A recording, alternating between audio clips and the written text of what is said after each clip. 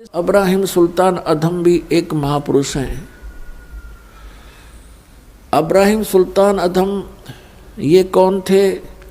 एक बल्ख नाम का शहर है, बल्ख बुखारा, इराक के अंदर,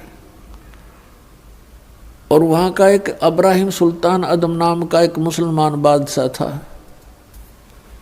पूर्व जन्म के संस्कार से उसके इतने ठाठ कर रखे थे, भगवान ने 18 करोड़ घोड़े खरीद रखे थे। पुण्यात्मा, जब तक इस प्राणी को तत्व ज्ञान नहीं होता, यहाँ के ये कंकर पत्थर जोड़ने में ही लगा रहता है। उसने कहते हैं 16,000 औरतें से विलास करता था, 18 करोड़ घोड़े। गांव में पहले यदि एक घोड़ा किसी के पास होता तो बहुत बड़ा वो वहाँ का ठाकुर माना जाता था, बड़ा रईस व्यक्ति माना जाता था जो घोड़े पर चलता था, एक घोड़े पर। जैसे आजकल तो जिसके पास कार है उसको बहुत अच्छा धनी मानते हैं, तो उस समय घोड़े से ही उसके धन को क्या करते थे, काउंटिंग करते थे। तो इस प्रकार 18 करोड़ घोड़े उसके पास, और ऊंट 8 तक गिनती नहीं, बहुत गिने थे। कहने का भाव यह है कि सर्वसंपन्न राजा था, लेकिन पिछले संस्कार भी साथ होते हैं। अब वो चाहे कितने ही सुख को प्राप्त है, लेकिन परमात्मा की चाह आत्मा को फिर भी बनी होती है। एक दिन वो सो रहा था ऊपर अपने महल की छत पर, गर्मियों के दिन मौसम था। परमात्मा कहते हैं सोचल सीधर मैं करूं अपने जन के काज।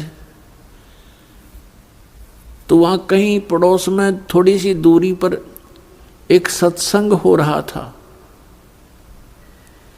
आप आरती, आप साजे, आप किंगर, आप बाजे, आप ताल झां जनकारा, आपने चाप देखण आ रहा।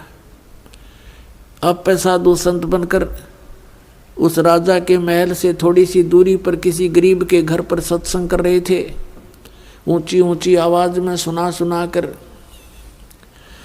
और बात तेरे काम न आवे, संतों शरण लाग रे, के सोवे गफलत में बंदे, जाग जाग नर जाग रे, जाग जाग नर जाग रे। और बात तेरे काम न आवे, संतों शरण लाग रे, के सोवे गफलत में बंदे, जाग जाग नर जाग रे, जाग जाग नर जाग रे।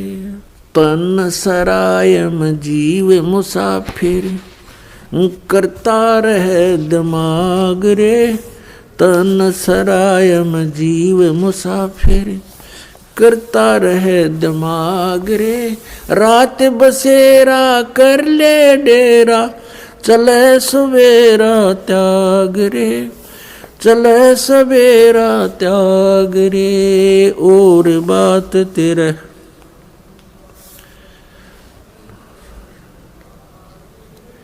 के सोए गफलत में बंदे, जाग जाग नर जाग रे, जाग जाग नर जाग रे। इस तन सरायम जीव मुसाफिर, करता रहे दिमाग रे। इस तन सरायम जीव मुसाफिर, करता रहे दिमाग रे। रात बसेरा कर ले डेरा, चले सवेरा त्याग रे, चले सवेरा त्याग रे। और बात तेरे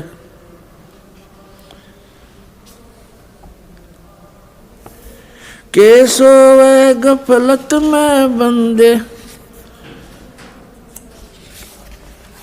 जाग जाग नर जाग रे।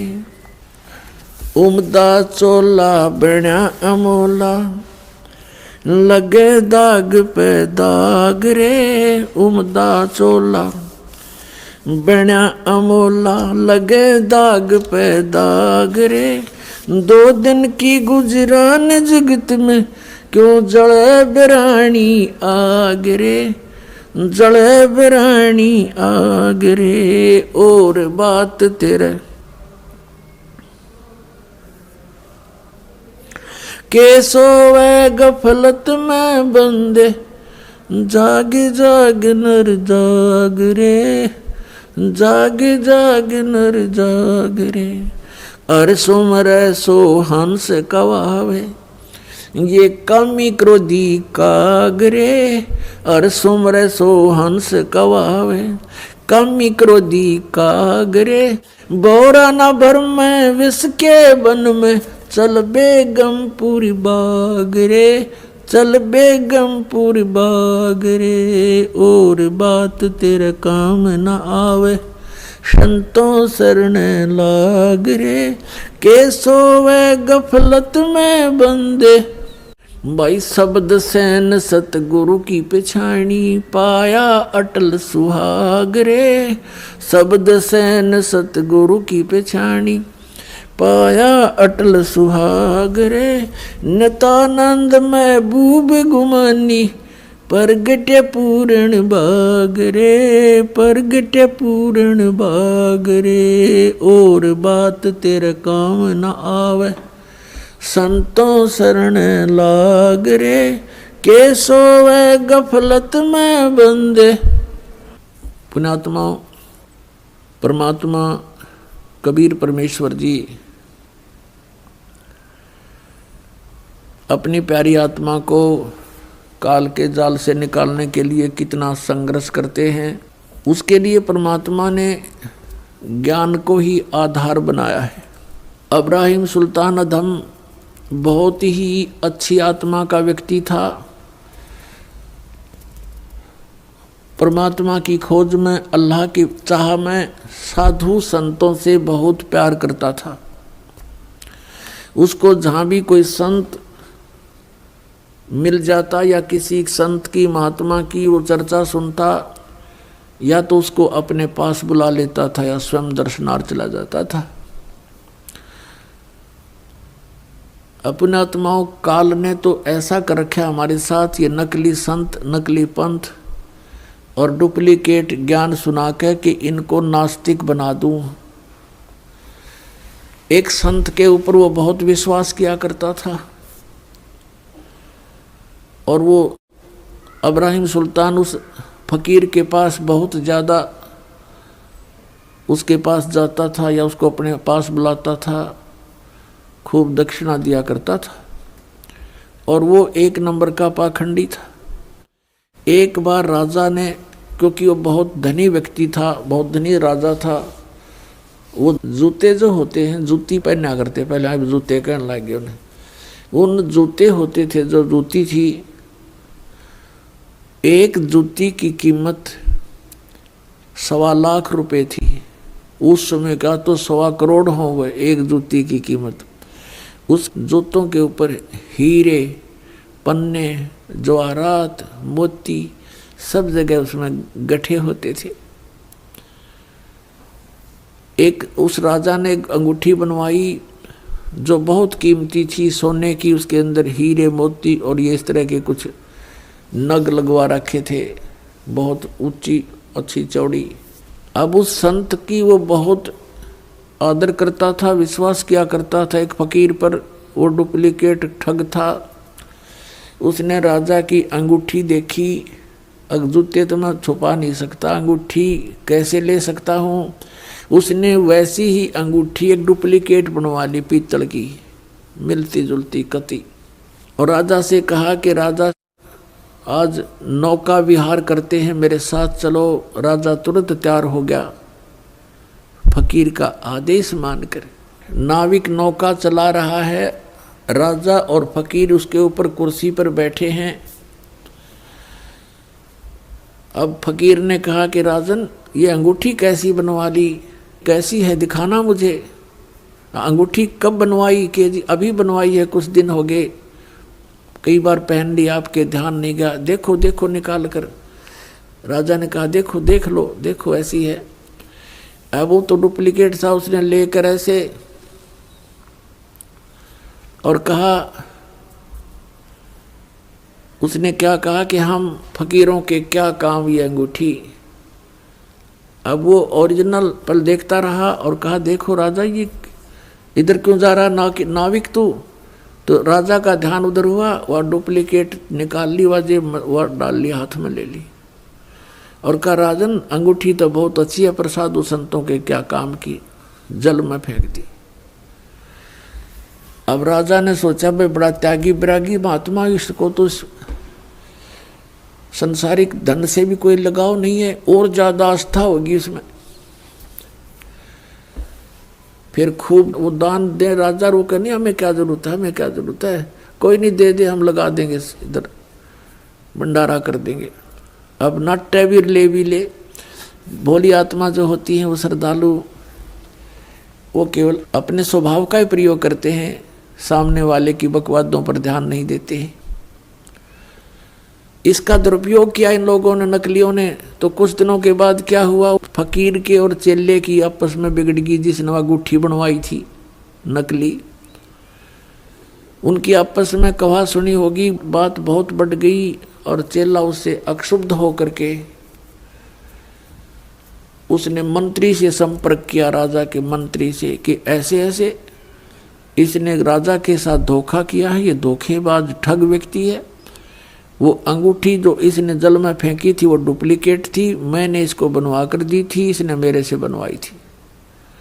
ये बात फकीर ने राजा के सामने डरते डरते कही कि कहीं राजा नाराज ना हो जा के साधु संतों के बारे में ऐसे नहीं बोलना चाहिए। राजा इतना विश्वास करता था कि पूछा वजीर तेरे को किसने बताया है। वो चेला बुलाया कि इस चेले ने बताई है।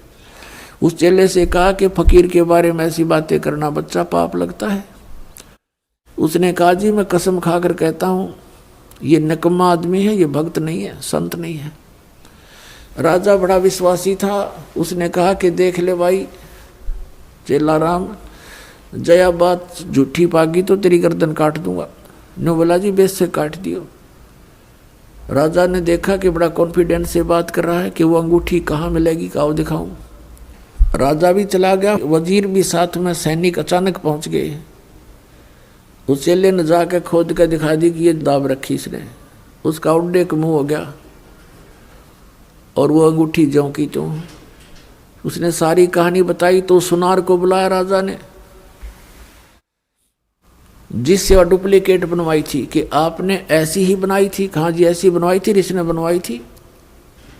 हमसे तो डुप्लीकेट बनवाओ चाहे कोई ओरिजिनल बनवाओ, हम तो बनाते ही है, हमारा काम ही यही है। तो उस दिन के बाद राजा नास्तिक हो गया और कहा कि जो भी कोई संत कहीं दिखाई दे उनको पकड़ कर लाओ मेरे पास। लेकिन भगवान से डरने वाला फिर भी था। उसने बुलाया और प्रश्न करता था क्या तूने अल्लाह को देखा है। प्रश्न करता था कि तूने अल्लाह को पा लिया, और यदि पा लिया है तो मुझे दर्शन कराओ, और नहीं तो चलो चक्की पीसो। अब कोई भगवान ऐसा थोड़ा है हथेली पे मसल कर दिखा दे किसी ने। अब वो कोई उसका उत्तर किसी के पास था नहीं। सभी साधु संत उसकी जितने भी क्षेत्र में थे सबको जेल में ठोक दिया और कहता चक्की पीसो। पहले चक्की पीसन की सजा दिया करते थे, क्योंकि सेना का आटा हो जाता और पशु जो घोड़े गाड़े रखे रहते उनका दाना दूना दलवा लेते उनसे। अब उसी उद्देश्य से परमात्मा ने वहां रात को जाकर सत्संग किया तो राजा की आंखें खुल गई। पहले तो ध्यान से सुना, क्योंकि आत्मा का आहार भगवान की चर्चा होती है। आत्मा कसक होगी परमात्मा की वाणी से कि भगवान तो पाना ही चाहिए, इसके बिना तो गुजारा कति नहीं। और बात तेरा काम नहीं आवे संतों शरण लाग रे, केस होवे गफलत में बंदे जाग जाग नर जाग रे।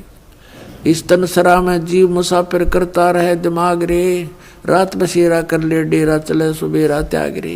उमदा चोला बना अनमोला लगे दाग पे दाग रे, 2 दिन की गुजरान जगत में क्यों जले बिरानी आग रे। कुब्द कांचड़ी चढ़गी चित पे तू हो रहा मनुष्य नाग रे, और सूझे नहीं सजन सुख सागर बिना प्रेम बैराग रे। हर सुमरे सो हंस कहावे, कामी क्रोधी कागरे, भोरा ना भरम में इस विष के वन में, चल बेगमपुर भाग रही। शब्द सैन सतगुरु की पहचानी, पाया अटल सुहाग रे, नतानंद महबूब गुमानी, प्रगटे पूर्ण भाग रे। वैसे तो ये कबीर साहब की वाणी है, इन्होंने नकलियां अपनी टेक ला रखी है, कोई बात नहीं, हमने इस ज्ञान को समझना है। अब इसमें क्या बताया है कि हर सुमरे सो हंस कहावे, भक्ति करे वो भक्त कहावे, बाकी बकवाद करनी है तो बहुत हो लिया यहाँ पर। फिर परमात्मा कहते हैं सो चल सीधर मैं करूँ, एक तीर से दो शिकार किए भगवान ने। एक तो उन साधु संत जो दुखी हो रहे थे, रो रहे थे, हाथों में छाले पड़ गए और कहे भगवान अच्छे फंसे मालिक तेरे नाम पर दुखी दुख। अब जिसकी भक्ति करते हैं वो लोग, वो तो दुख है देने का है, ये ब्रह्म तक तो दुख है, दुख देगा, ये सुख दे ही नहीं सकता। ये तो खुद कहता है गीता जी अध्याय नंबर 8 के श्लोक नंबर 7 में कि अर्जुन तो युद्ध भी कर, मेरा सिमरण भी कर, शांति नहीं हो सकती। 18वें अध्याय के 62वें श्लोक में कहा है गीता ज्ञानदाता ने कि यदि तूने परम शांति और सनातन परम धाम चाहिए तो उसकी शरण में जा, उसके लिए संतों की खोज कर। तो इस बात का सबको मालूम है कि संतों से ही बात बनेगी। जैसे कुरान शरीफ सूरत फुरकानी 25 आयत नंबर 52 से 59 में यही स्पष्ट किया है कि कबीर नामक पूर्ण परमात्मा है। उस परमात्मा ने 6 दिन में सृष्टि रची, 7वें दिन तख्त पर जा बैठा। उसकी खबर किसी बाखबर से पूछ देखो, यानी संतों से पूछो। गीता ज्ञानदाता भी इस बात से अपरिचित है कि वो कौन है परम शक्ति और क्या उसकी वे ऑफ वर्शिप है। और कुरान शरीफ का ज्ञानदाता भी इस बात से अनभिज्ञ है, वो पूर्ण परमात्मा कौन है, उसकी कैसे प्राप्ति होती है, उसके लिए संतों के ही तरफ संकेत है। इसलिए सभी जितने भी साधक हैं संतों की ही तलाश में फिरते हैं। फिर संत काल ने अगर डुप्लीकेट नरे बना रखे बिना गिनती के, तो वो आत्मा तो किसी की भी साधना कर रहा है लेकिन है तो कबीर परमात्मा के बच्चे में। अब उनका दुख तो उन्हीं को दुखी करता है। अब वहाँ रात्रि के समय उसकी आंखें खुल गई, भंग हुई, सत्संग सुना, लेकिन उसका वो बात याद आ गई कि सब डुप्लीकेट है, ये सब दुनिया को ठगते फिरते हैं। सुबह आदेश दे दिया अपने पहरेदारों को, जाओ उनको बुला कर लाओ और श्रद्धा से कहना कि आपको राजा बुला रहे हैं। अब सैनिकों ने जाकर कहा कि महात्माओं आपको सुबह राजा ने याद किया है। अब फिर उन साधु संतों को पता चला कि राजा तो बड़ा भयंकर है, जेल में डाल देता है। तो वहाँ पर गए, राजा ने पूछा भी क्या तुमने परमात्मा पा लिया? यदि तुमने परमात्मा पाया है तो मुझे दिखाओ, और नहीं तो जाओ चक्की पीसो।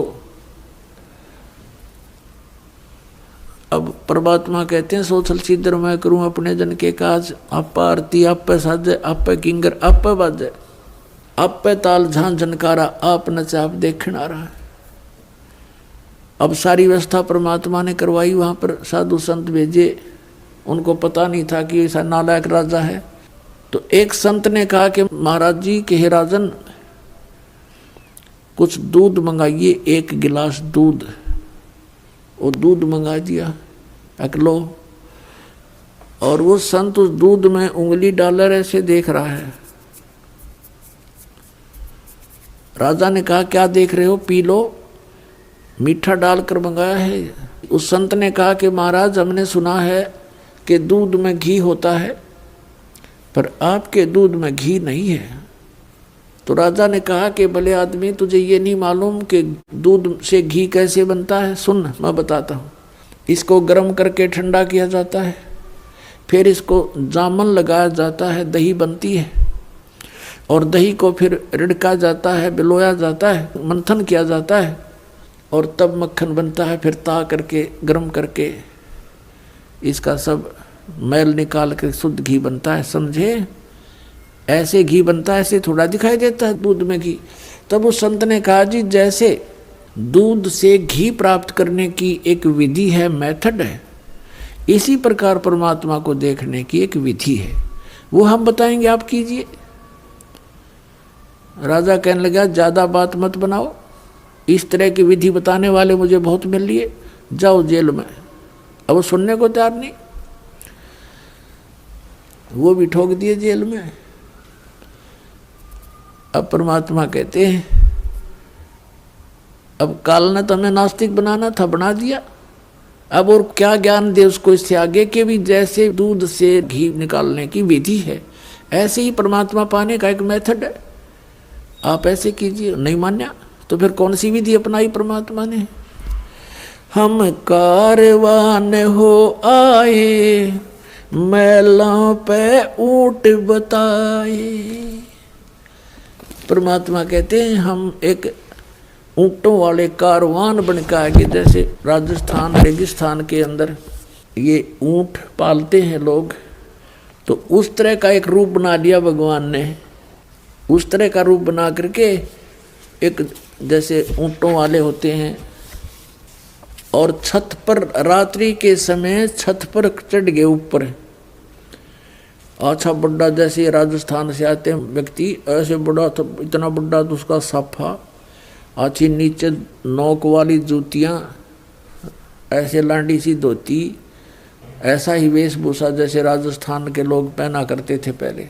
और ऊपर छत पर जाकर लठ लेकर ऊपर सतलोक से चलकर आए परमात्मा, छत पर उतर गए और वहाँ छत पर लाठी की खोद मारें, खुड़का करें। तो राजा की आंखें खुली और नौकरों से कहा कि कौन कमबख्त है ऊपर, मेरी नींद खराब कर दी, लिया उसको पकड़ के नीचे। अब नीचे ले आए पकड़ के। राजा ने पूछा भी कौन है तू? अब परमात्मा ने कहा भी मैं ऊंट वाला हूँ, ऊंट रखे थे मैंने, बहुत घने ऊंट है मेरे पास, और उनमें से मेरा एक ऊंट गुम हो गया, उसको खोज रहा हूँ। मैंने सोचा तेरी छात पर चढ़ गया होगा दे मेरा ऊंट, इसलिए ऊपर ऊंट ढूंढ रहा हूँ, खोज रहा हूँ। अब राजा पहले तो हंसा कि अच्छा बोला आदमी होता है। कहने लगा देखो बोले आदमी, ये ऊंट छत पर कहाँ से आ सकता है, कहीं जंगल में खोजो उसको जा करके, आप गलत स्थान पर आ गए हो। तो परमात्मा ने क्या कहा कि जिस प्रकार ऊंट छत पर नहीं मिल सकता, क्वाइट इम्पॉसिबल, ठीक इसी प्रकार जो प्रोसीजर तने अपना लिया संतों को जेल में डालकर परमात्मा पाना चाहता है, ये ऐसा ही समझ ले जैसा छत पर ऊंट नहीं चढ़ सकता, नहीं मिल सकता, तो इस प्रकार भगत तुझे भी भगवान नहीं मिल सकता। न्यू कह के अंतर ध्यान हो गए, सामने से दिखाई नहीं दिए तो एकदम चक्कर आ गया उस राजा ने और बेहोश हो गया।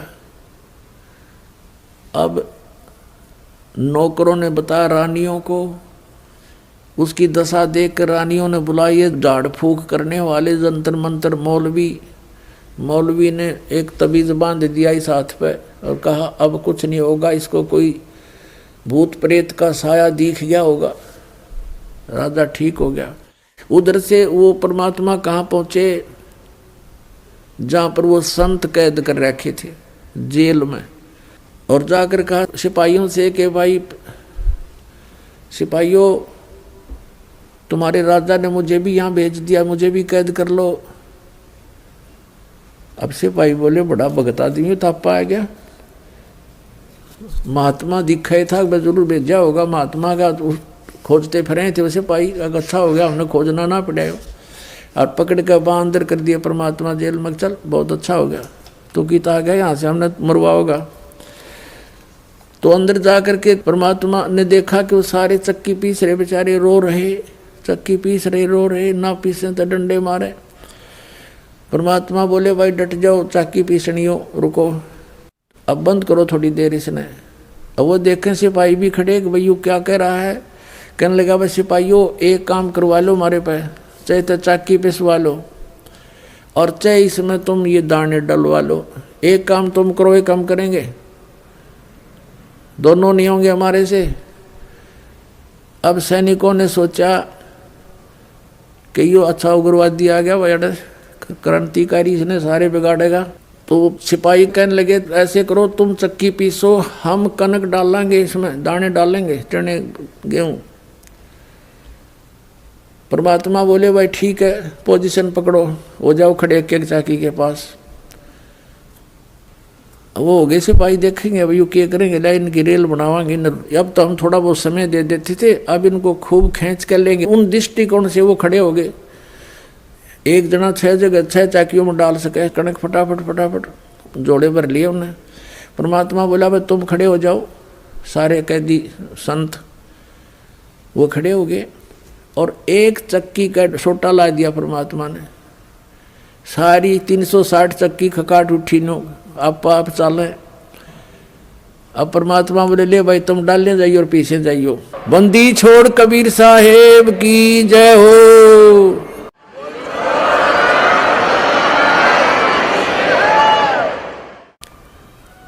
अब उन संतों से कहा कि तुम आंखें बंद करो। उन आंखें बंद कर ली और कहा खोलो। आंखें खोली तो सभी जेल से बाहर 1 किलोमीटर दूर खड़े हैं और मालिक भी वहीं उनके साथ हैं। और कहा भाई भाग जाओ, ये तो मेंटल हो रहा राजा, इसमें शासन में भी मत आना।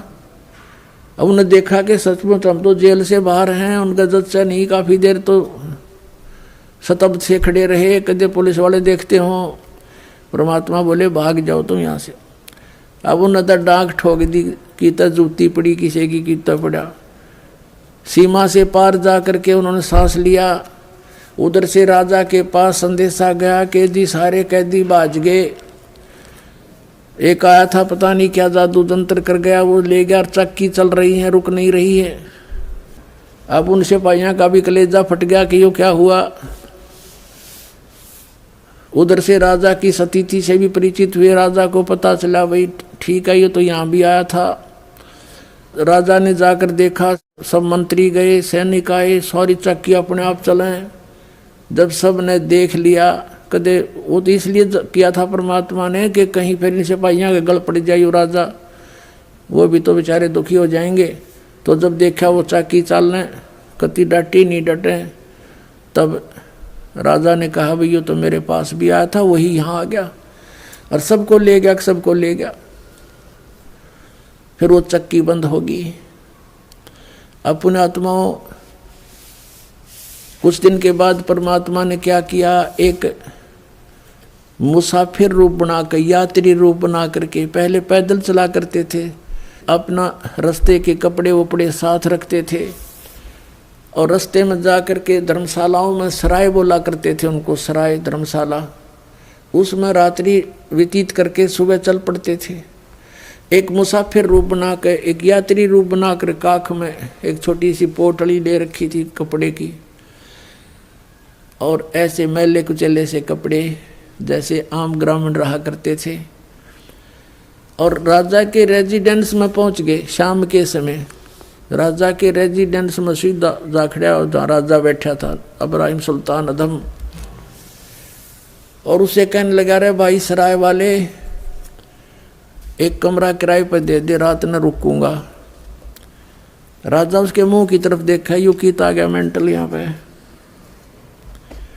राजा देखता है कि कौन है तू, कहाँ से आया? कि भाई मैं उस गांव से आया हूँ और मैंने आगे जाना है, मैंने रात काटनी है, कमरा बता और उसका किराया बता दे, मैं यहाँ रुकूंगा। तो राजा हंसा, कहने लगा रे बोले आदमी तुझे ये सराय दिखाई देती है? ये राजा का महल है, मैं राजा हूँ, इब्राहिम सुल्तान नाम है मेरा। बोले आदमी तू कहाँ आ गया यहाँ पर? तब परमात्मा ने कहा कि आपसे पहले इस महल में कौन था, कि मेरे पूर्वज थे, मेरे माता पिता। उससे पहले कौन थे? हमारे दादाजी। उससे पहले दादाजी के पिताजी। उससे पहले कौन थे? कि उनके मेरे चौथे दादाजी। वो कहाँ गए भाई सब? कि वो तो अल्लाह खुदा को प्यारे हुए। तो बेटा तू कितने दिन रहेगा इसमें? ये सराय नहीं तो तू महल बांधता है इसको। अब यूं कहते ही अंतर्ध्यान हो गए।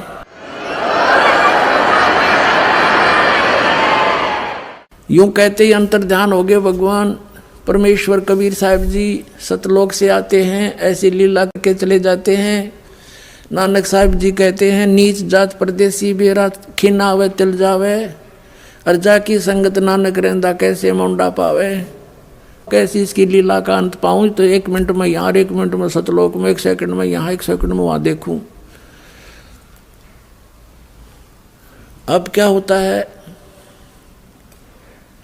राजा बेहोश हो गया। मंत्रियों ने फिर जंतर मंतर करनी, मौलवी काजी बुला लिए।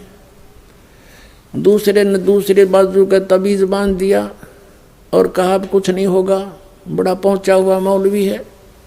अब कुछ दिनों के बाद परमात्मा ने क्या लीला की, राजा दिन के समय उसने एक बाग बनवा रखा था, 9 लखा बाग, 9 लाख पेड़ पौधे, फलदार वृक्ष, सुंदर वायु, अच्छा एटमॉस्फेयर वहाँ होता था, फूल फाल लगे होते थे।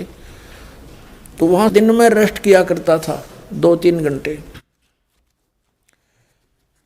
और उसकी वहाँ पर प्रतिदिन वहाँ उसके जो बेड को लगाने की ड्यूटी, बेड को संवारने की ड्यूटी, उसकी सेज बोलते थे उसको, उस सेज के ऊपर कपड़ा बिछाना, चारों तरफ फूल फाल लगाने, अच्छी तरह सुगंधित बनाना, और ये एक बांदी की ड्यूटी लगाई जाती थी, नौकरानी की।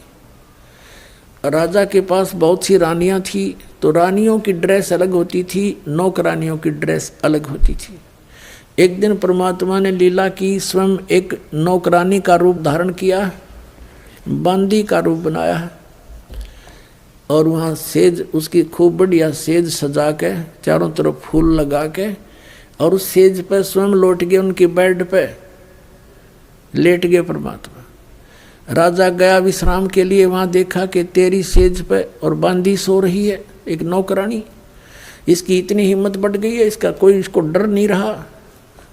कोड़े होते थे, हंटर कोड़े होते थे, जैसे घोड़े का मार दे अच्छा तगड़ा व्यक्ति तो घोड़ा बैठ जा, इतना जबरदस्त मार होती थी कोड़े की।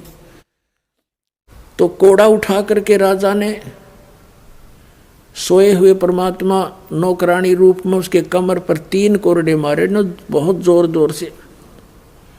परमात्मा एकदम उठे, पहले तो थोड़ा सा रोने की लीला की, और फिर हंसते हंसते लोटपोट हो गए, हंसे बड़ा जोर जोर से बैठ गए।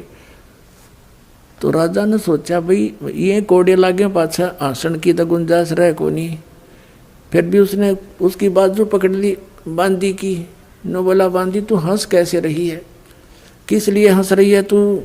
कि इसलिए हंस रही हूँ कि इस गंदी सेज पर मैं एक घड़ी लेटी थी, ये इतनी निकम्मी इतनी पापग्रस्त है कि मुझे इसकी 3 कोरडे सजा मिल गई। मैं यूँ हंस रही हूँ बेटा, तेरे साथ के बनेगा तो रोज सोवा इस पर।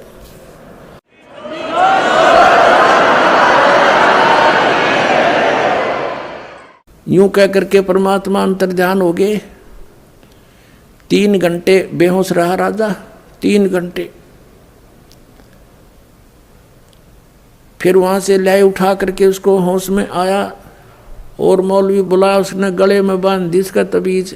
अब कुछ दिनों के बाद राजा कुछ नॉर्मल सा हुआ, काम काज से मन हटने लगा उसका कि सचमुच यह क्या जीवन है, कल को यहाँ से चला जाऊंगा, ये क्या मेरे साथ चलेगा, कुछ ऐसी प्रेरणा अंदर से आई। लेकिन काल के दूत त्यार छोड़ रखे। उसी समय औरतों ने कहा, उसकी रानियों ने मंत्रियों से कि ये तो घर त्यागेगा, ऐसी स्थिति आ गई है, इसको रोको किसी तरह, इसको जंगल में ले जाओ शिकार शिकूर के लिए, और कई दिन वहाँ रुको, बागबानी करो और खूब घूमते रहो, इसका मन हट जाएगा, मन से इसकी यह बात हट जाएगी, टेंशन खत्म हो जाएगी। इस उद्देश्य से 1 हफ्ते का प्रोग्राम बना के चल पड़े। राजा भी तैयार हो गए, वहाँ जा कर के एक टेंट लगा लिया, अपना पड़ाव बना लिया। सुबह सुबह सब राजा और सैनिक पीछे चल पड़े अपने अपने घोड़ों पर शिकार करने के लिए। देख ये शौक था इन राजाओं का, जीवन सा करने जाते थे और फिर निरे पाप इकट्ठे हो जाते, फिर गधे कुत्ते बनकर उनको भोगा करते थे। अब क्या किया परमात्मा ने, एक मृग रूप धारण किया, एक मृग का रूप धारण किया और सामने दिखाई दिए। काफ़ी देर से कोई शिकार मिल नहीं रहा था। राजा ने कहा भी देखो वो सामने मृग आ गया है, हिरण आ गया है, और ये हाथ से जाना नहीं चाहिए, नहीं तो अपनी बेइज्जती हो जाएगी, वापस नहीं जा सकेंगे हम, शिकार नहीं मिला तो। और जिसके पास से ये निकल गया उसकी खबर नहीं है, खैर नहीं है, उसकी खबर लूँगा। इब्राहिम सुल्तान अधम राजा के घोड़े के नीचे से मृग निकल गया। अब नूकण जोगा नहीं तेरे पास से गया है। अब खिसियानी बिल्ली की तरह उसके पीछे घोड़ा लगा दिया, बहुत स्पीड से। राजा अकेला बहुत दूर निकल गया था, सैनिक कहीं और रह गए थे, नहीं जा सके उसके वहाँ तक। तो उसकी ऐसी स्थिति होगी जैसे घंटा जल ना मिला तो मर जाऊंगा आध घंटे में। इधर उधर जल खोजने लगा, या अल्लाह हे भगवान आज मेरी जान बचा। पुण्यात्मा, ये आत्मा जब रोती है भगवान को तो परमात्मा अपने बच्चे के लिए तुरंत आता है, यदि उसके पुण्य पिछले ठीक हैं। उस पुण्य के आधार से तीनों लोकों में प्रवेश करके सबका धारण पोषण वही परमात्मा करता है, कबीर साहब ही करते हैं, अल्लाह अकबर ही करते हैं। अब क्या रचना रची परमात्मा ने, थोड़ी सी दूरी पर एक सुंदर बगीची, उसमें फलदार वृक्ष, बहुत सुंदर फल से लदपद वृक्ष, और एक तालाब छोटा सा बनाया, एक कुआं बनाया, और एक झोंपड़ी, एक हट बनाई अपनी शक्ति से। और 3 कुत्ते लेकर, 3 कुत्ते सुंदर वाले बढ़िया बढ़िया से बेलों से बांध रखे तीनों कुत्ते, और एक साधु रूप बनाकर परमात्मा बैठ के, जैसे कोई फकीर रहा करते हैं सात जंगलों में। अब राजा ने देखा कि वो बगीचा भी है, फल भी लगे हैं, तालाब भी है, घोड़े को जल पिलाया, फिर स्वयं जलपान किया, फिर फल आहार किया। जब इस व्यक्ति को सुख हो जाता है तो भगवान बोलता है, पेट भर गया, प्यास बुझ गई, तो देखा सामने एक महात्मा बैठा है और 3 सुंदर कुत्ते ले रखे इसने। राजा ने उस फकीर के पास जाकर प्रणाम किया और कहा, महात्मा जी इन कुत्तों का तू क्या करेगा? तीनों का एक रख ले, 2 मुझे दे दे। अब परमात्मा बोले, भाई ये कुत्ते ऐसे देने के नहीं, ये वीआईपी कुत्ते हैं भाई, ये वीआईपी डॉग हैं। बताऊं कैसे वीआईपी हैं? ये 1 नंबर का है ना, ये तो बुलक बुखारी शहर का जो राजा है ना, उसका पिताजी है, और ये उसका दादाजी, और ये उसका परदादाजी। ये उल्लू के पट्टे राज करा करते, मैंने समझाया करता रहा भक्ति कर लो। ये 2 दिन के राजपाट हैं, फिर कुत्ते गधे बनकर धक्के खाते फिरोगे। और अब देखो इनके सामने एक काजू किशमिश के हलवा बना के और इतनी दूरी पर रख रखा, वो खाने की चेष्टा कर रहे हैं, उन तक मुँह नहीं जाता, और परमात्मा उनके सोटे लगा रहे हैं, अब खुआऊंगा तुम्हें काजू किशमिश के हलवे, और वो चिल्ला रहे हैं। अब उसका कलेजा फिट गया, हिल गया उसका कलेजा, अब वो शतब्द हो गया। इब्राहिम सुल्तान अधम एकदम सुन्न हो गया माइंड उसका कि यो सचमुच साधु संत झूठ नहीं बोला करते। और कहने लगा, और सुन ले भाई घोड़े वाले, या खाली बेल रखी है ना, या खाली बेल कुत्ते बांधने की, ये इसलिए खाली रखी है। अब वो बैठा है ना गद्दी पर, वो इब्राहिम, वो भी कुत्ता बनेगा, उसको इससे बांधूंगा, यही रोकूंगा उसको।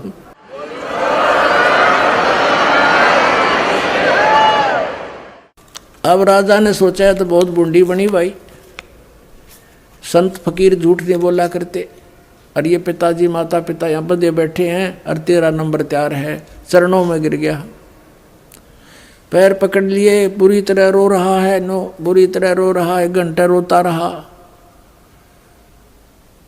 और आंखें जब खुली 1 घंटे के बाद उसने देखना चाहा, तो क्या देखता है, वहाँ ना साधु है, ना कोई बाग बगीचा, कोई तालाब है, ना कोई झोंपड़ी, ना कुत्ता है, अकेला पड़ा जंगल में रो रहा है। और देखा ऊपर, क्या ये क्या मैं स्वप्न देख रहा हूँ? स्वप्न कैसे देखे, क्योंकि वहाँ घोड़े के पैर अभी तक गिल्ले हैं, पेट भरा हुआ है, स्वप्न भी नहीं हो सकता।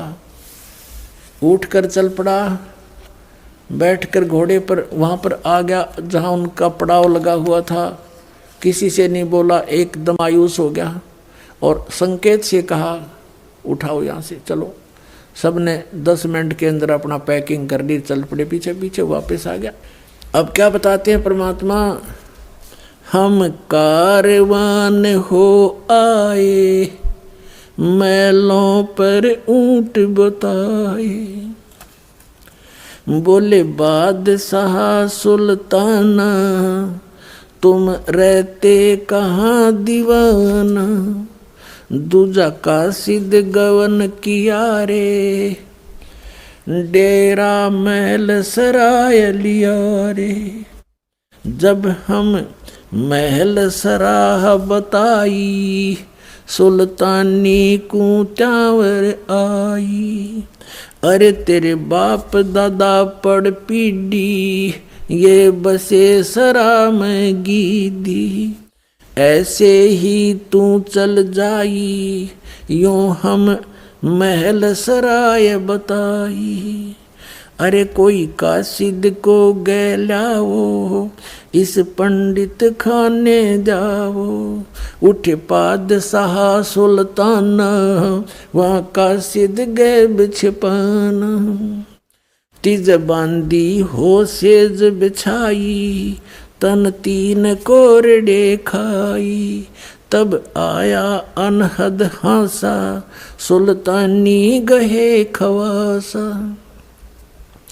मैं एक घड़ी से जा सोई, तात मेरा यू हवाल होई। जो सोव दिवस और राता, उनका के हाल विधाता।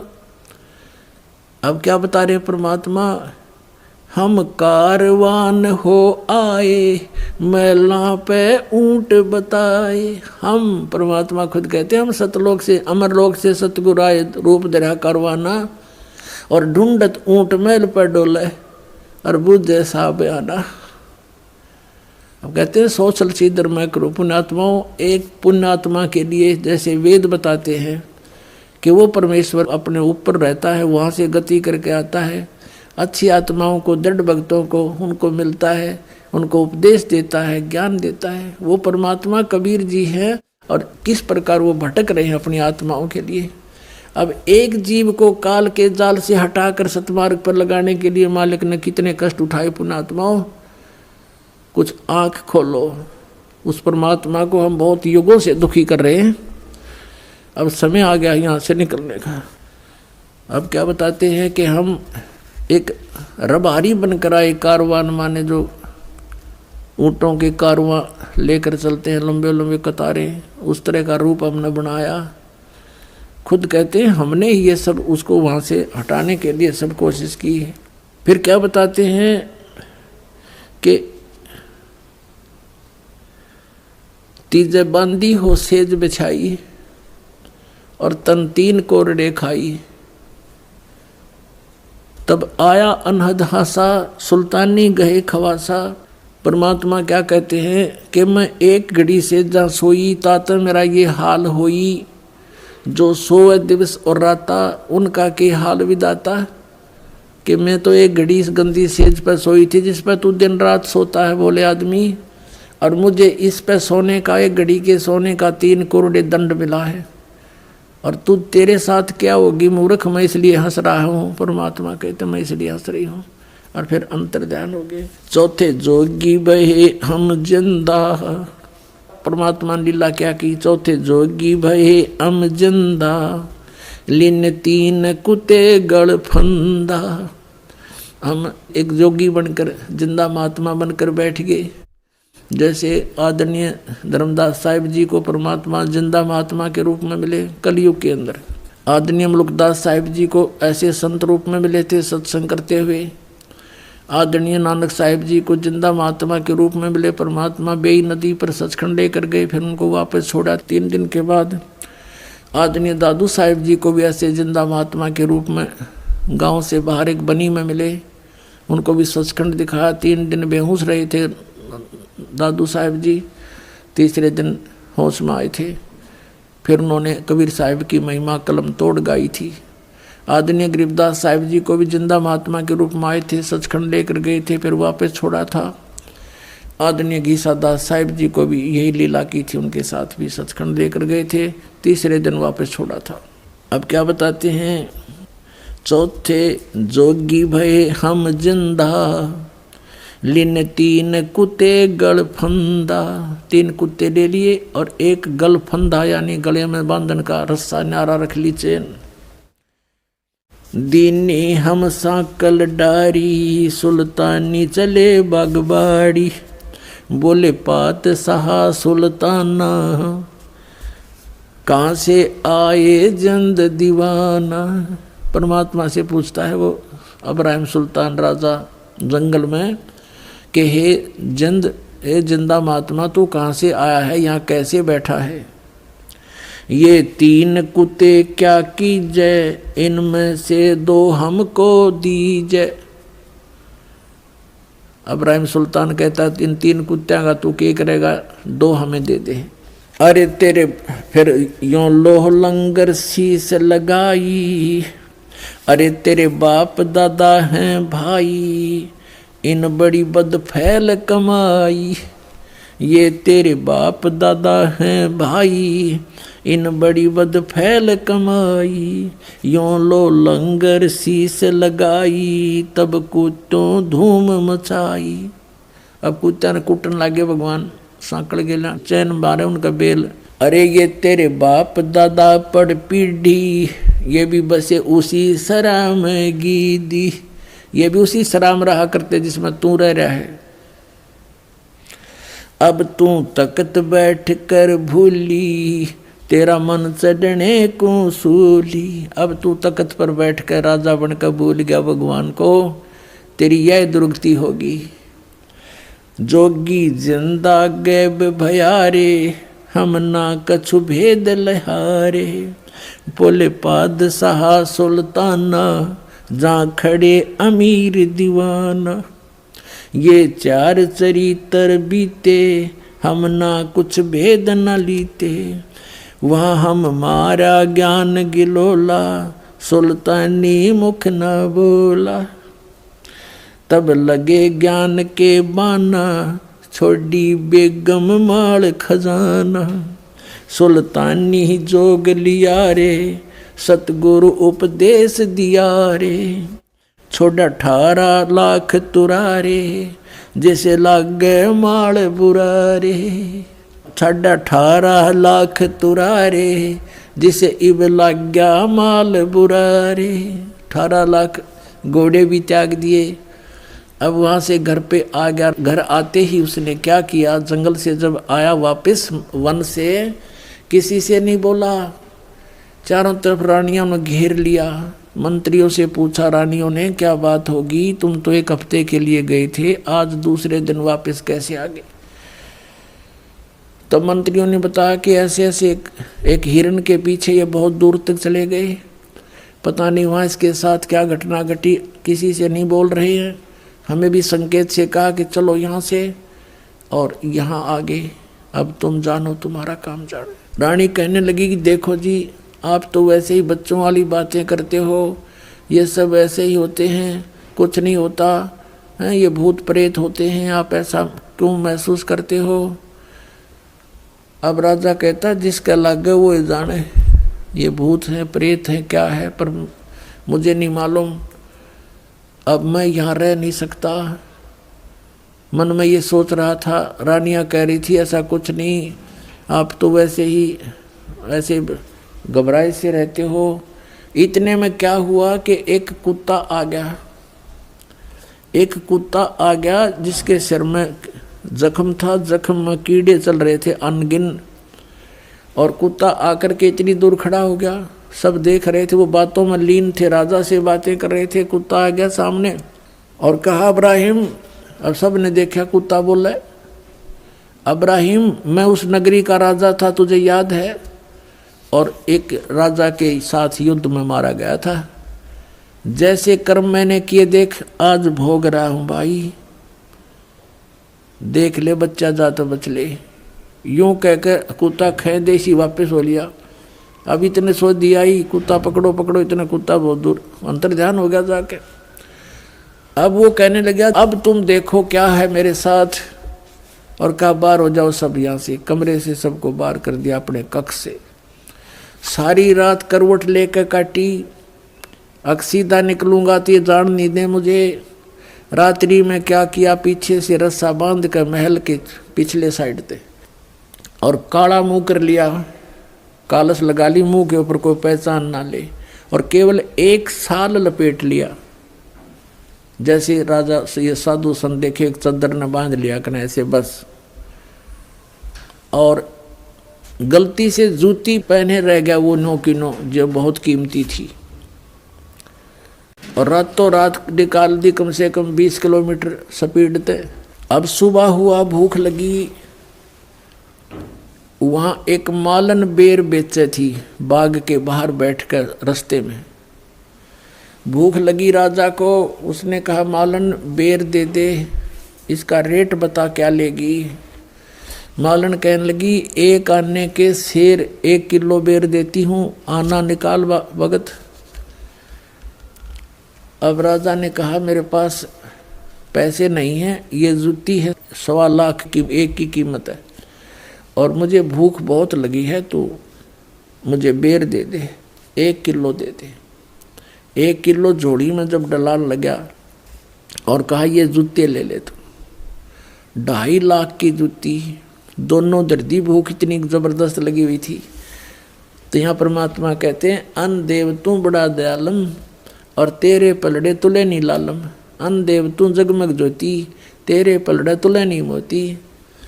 तो इस प्रकार कहते भूख का आगे सब ये संसारिक जो धन है ये भी व्यर्थ होता है। अब वो 2.5 लाख के जूते दर दिए नू की नू, और कहा 1 शेर बेर डाल दे। अब मालन जब बेर तोला थी और तोलते ही डालने लगी तो 1 बेर जमीन पर गिर गया और शेष उसकी जोड़ी में डाल दिए। अब मालन तो कहती है ये बेर मेरा, अब्राहिम कहता ना मेरा, दोनों उस बेर पर लड़न लाग रहे। परमात्मा ने एक मारा उसके मुंह पर थप्पड़। अब्राहिम कहे अरे भले आदमी 2.5 लाख की जूती, 1 पैसे का बेर, पता के छोड़ा तने धन क्या छोड़ के आया, तो उसमें आड़े फिर हुआ है बीमारी पाल रही। 2.5 लाख की जूती गिर दी, 1 पैसे के बेर पर फिर वही मेरी मेरी कर रहा है, तो क्या छोड़ के आ जा अपने घर में वापस। यूं कह के अंतर ध्यान हो गए, भगवान वहाँ दिखाई नहीं दिए। अब कहने का भाव ये है कि परमात्मा हमारे को चोट मार मार कर इस माया के जाल से छुटवाते हैं। माया का लेप हमारे बहुत हो गया, इसके ऐसे चोट मार मार कर इसे नफरत कराते हैं, और हम मांगते हैं माया भगवान से, और ये माया तो आपको इतनी दे देगा आपका समझ में भी ना हो, पर यह माया आपका काम किया होगी, आपकी दुश्मन बन जाएगी ये लास्ट में। तो इसलिए पुण्यात्माओं, आप परमात्मा के मर्यादा और नियम को पहचान कर इस मार्ग पर चलिएगा। आपका ये जीवन भी इतना बढ़िया रहेगा, औरों से असंख्य गुना बढ़िया रहेगा। लेकिन निराधन ना मांगियो भगवान थे, केवल माया मत मांगना। यो दे तो यह भी देगा, पर भगवान का जो काम था वो तो अधूरा रह गया। आपको पार करना, आपको सचखंड ले जाना, वो तो फिर अधूरा रह जाता अगर इस माया के चक्कर में भगवान आपको डालेंगे। लेकिन ये कभी नहीं डालते, लेकिन आपका काम भी कोई पेंडिंग नहीं रह